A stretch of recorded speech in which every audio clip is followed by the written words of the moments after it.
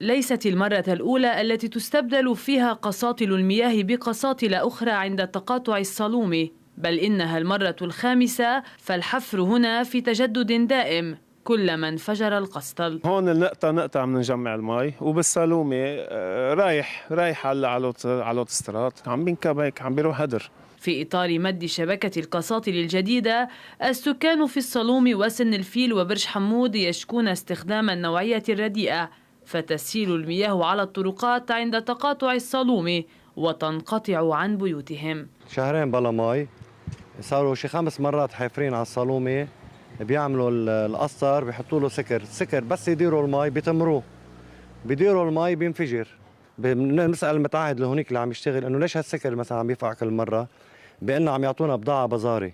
اول يوم بيصلحوا بتيجي المي على الارض، ثاني يوم انكسر السكر ما في مي، وهالحلة لأمتين بدها تضل. يعني العالم زهقت، في أطفال كلها مي وسخة عم نجيبها نشتريها مي كلها وسخة. نفس القصة، صارنا شهرين ما في مي، بيغيروا مرة وينفجر، ثاني مرة وثالث مرة ورابع مرة، ما بعرف شو الحال. نحن بدنا المي أهم شيء.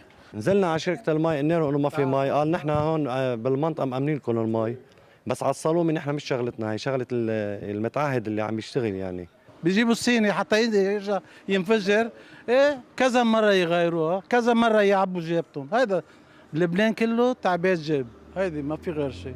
أحد العمال لدى المتعهد إبراهيم قسطنطين يعد أن تكون هذه المحاولة هي الأخيرة، ويؤكد أن المشكلة ليست في البضاعة بل في طريقة التركيب. السكر عم ينكسر، يعني من تحت الجلدة ما عم بيظبطوها مظبوط، عم يصلحها خلص إن شاء الله آخر مرة. مشهد الحفر لم يعد غريبا على المواطن اللبناني، ولا يختلف أحد على ضرورة مد شبكة القساطل الجديدة، إلا إذا كانت القساطل القديمة أحسن حالا.